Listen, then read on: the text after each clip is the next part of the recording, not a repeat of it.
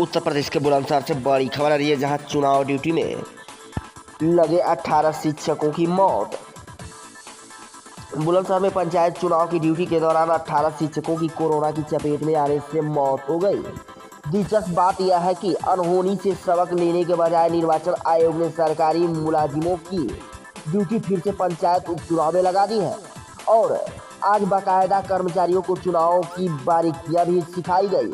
ऐसे में आप अंदाजा लगा सकते हैं कि हाकिम और हुक्मरान आपको लेकर कितना संजीदा और फिक्रमंद है।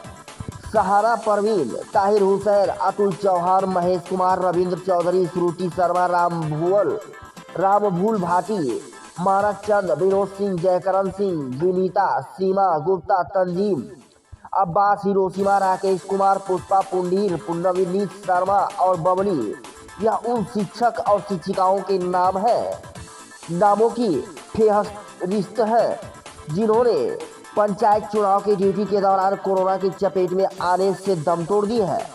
हाकिम और हुक्मरानों के लिए भले ही मृतक शिक्षक शिक्षिकाओं की संख्या एक फेहरिस्त से ज्यादा कुछ न हो, लेकिन उनसे पूछिए जिन्होंने अपनी माँ, बेटा, बहन और पत्नी जैसे हर दिल अजीजों को खो दिया।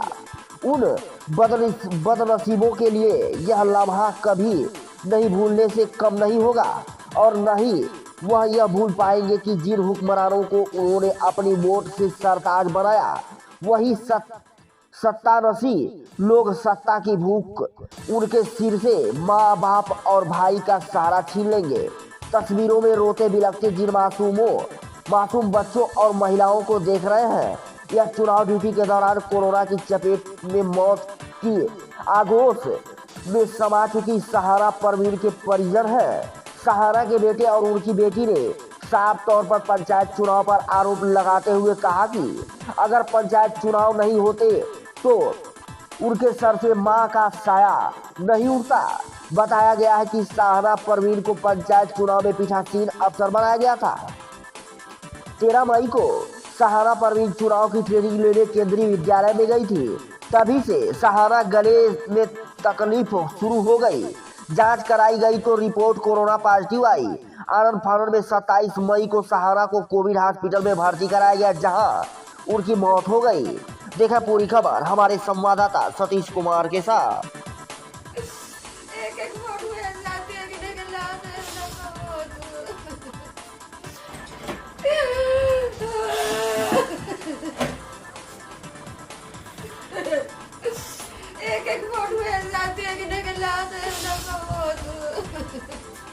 बस रात दिन बच्चे ये लिए बैठे रहे, अभी मम्मा की आवाज सुना रहा था कि मम्मा की आवाज सुना।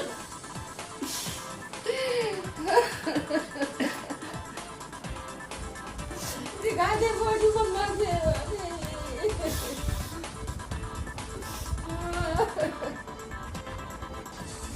मम्मा तो ऐसी थी जैसे ये ना देखना, इससे अभी बहुत अच्छी थी।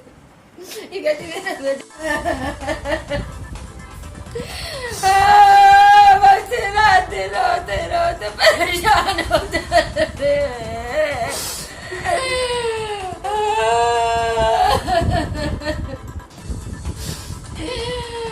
माँ को भी अभी बाहर जाऊंगी, तुम्हें स्कूल से कहूंगी।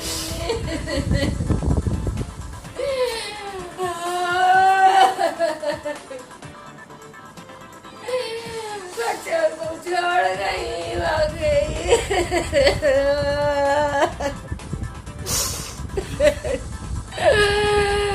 शाना।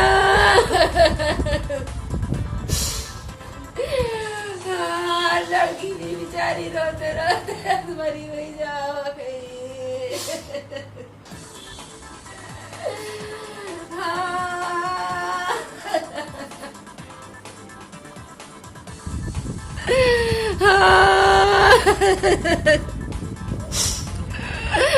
जाना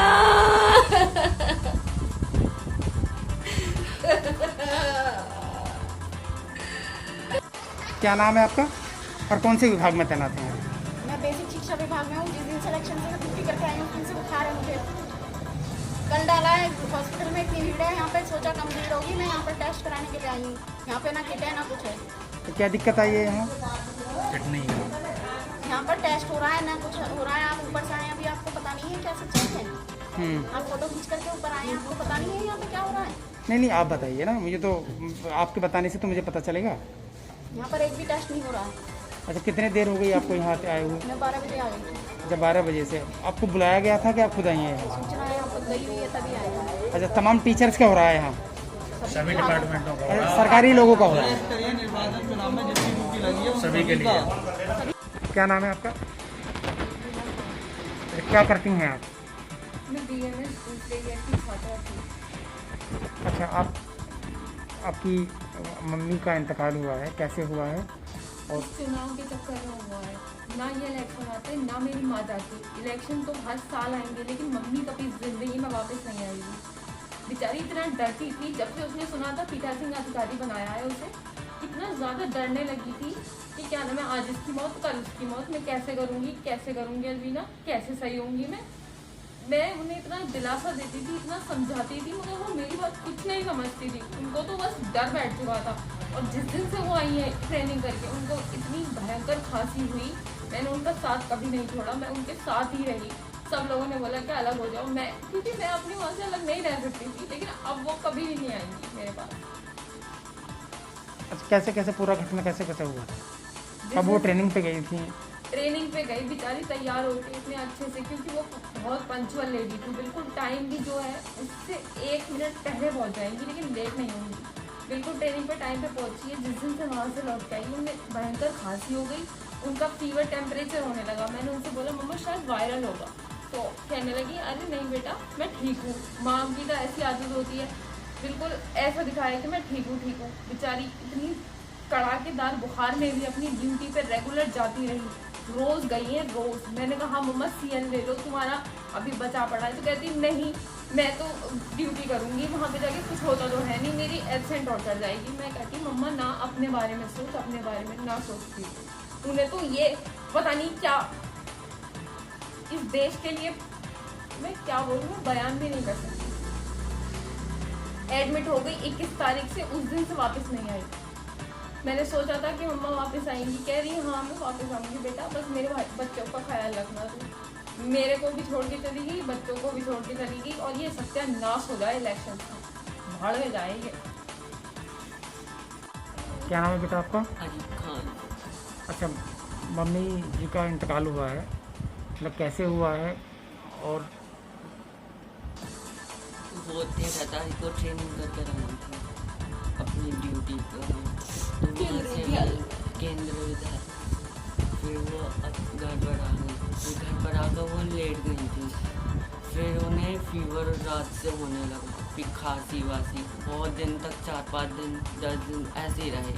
फिर उनका ऑक्सीजन लेवल कम हो गया, 63 हो गया था, उससे भी कम हो गया। फिर हॉस्पिटल में एडमिट कराया, राना हॉस्पिटल में, उन्होंने एडमिट भी कर लिया। 2-3 घंटे ऑक्सीजन एम्बुलेंस में ही लगी रही, फिर उन्हें एडमिट कर दिया। फिर हम सुबह में गए थे तो उनका फ़ोन आया, क्योंकि हमने फ़ोन दे दिया था, तो उनका फ़ोन आया कि बहुत मोटी वाली ऑक्सीजन लगी हुई है, बड़ी परेशानी है यहाँ, और ऐसी होता गया। फिर शाम को दोबारा से उनका फ़ोन आया, यूँ कह दिया कि ऑक्सीजन हटा दी। तो फिर फ़ोन करा तो उन्होंने बताया कि 56 रह गई। फिर उन्होंने रात में फ़ोन ही स्विच ऑफ कर दिया, जिससे हम उनसे कांटेक्ट न कर पाएँ, बात न कर पाएँ उनसे। फिर उन्होंने फ़ोन भी लौटा दिया। फिर वो 4-5 दिन तक अंदर ही अंदर अपने आप को ये सोचती रही कि कोरोना से अब ठीक नहीं हो सकते, अब बस नॉर्मल है। उनकी सैचुरेशन जो थी वो भी कम होती गई, बढ़ी नहीं रही थी। फिर 27 वाले दिन उनकी सुबह तक फ़ोन पर बात करी, तो उन्होंने अच्छे से बात करी थी, सबसे कहा कि ठीक है दुआ करना मेरे लिए। फिर बाद में शाम को उसका हमने फ़ोन करा शाम को कि कितनी है, तो उस बदतमीज़ ने बताया कि 50 रह गई है कुल। और फिर हम फ़ौरन हॉस्पिटल गए भागकर, तो उन्होंने बताया कि अब 30 रह गई। फिर 30 के बाद बताया अब 27 रह गई, और फिर कहने लगे कि अब हार्ट बीट ही नहीं हो रही, हार्ट ही वो हो गया ख़राब, चल ही नहीं रहा हार्ट। फिर वो उसकी जो हार्ट बीट होती है वो प्लेन आने लगी सीधी, और फिर डेथ सर्टिफिकेट भी आया। बच्चों ने जब सुना तो गेटों में सिर फोड़ लिए अपने पर उनकी ड्यूटी जो है पंचायत चुनाव में लगी थी, हाँ। तो किसी से शिकायत की गई थी कि तबीयत खराब है, काट दीजिए ड्यूटी वगैरह, तो फिर चुनाव की अलग अपनी ड्यूटी पे जाने को तैयार थी वो तो, तैयार थी। तबीयत खराब हुई है तो ना ये ट्रेनिंग होती और ना ऐसा कुछ ना होता ऐसी तो आज होती, ना जिंदा जाती होती। वाकई। क्या नाम है आपका? अच्छा, आज आप यहाँ भारी तादाद में सरकारी कर्मचारी यहाँ जमा हुए हैं कोरोना टेस्ट कराने के लिए, क्या स्थिति है? कोरोना टेस्ट हुआ कि नहीं हुआ? व्हाट्सएप के माध्यम से सभी त्रिस्तरीय निर्वाचन चुनाव में जिन कर्मचारियों की ड्यूटी लगी थी उनको ये सूचना दी गई है व्हाट्सएप के माध्यम से कि विकास भवन पर जाकर अपना सभी कोरोना टेस्ट कराएं, और वहाँ से एक किट मिलेगी, उसे आप अपने इलाज के उसमें प्रयोग कर सकते हैं। लेकिन यहाँ ऐसा कुछ भी नहीं है, सिर्फ टेम्परेचर नाप रहे हैं और अपने घर जाइए। तो उससे ज़्यादा बेहतर स्थिति ये है कि इतने लोगों को एक साथ बिना सैनिटाइज किए हुए ऑक्सीमीटर में उंगली लगाई जा रही है, क्या मतलब है उसका? अच्छा। इकट्ठी कर ली गई है। अच्छा, मतलब एक ही ऑक्सीमीटर है और सबका? क्या? और बीमार होंगे यहाँ तो टेम्परेचर और ऑक्सीजन मीटर से जाइए, घर पे जाइए बस अपने। अच्छा, खुद खरीद रखा है अपने पास। अच्छा, एंटीजन टेस्ट हुआ है कि नहीं? कुछ नहीं, बस टेम्परेचर नाप रहे बस हैं टेम्परेचर नाप रहे हैं बस। और पल्स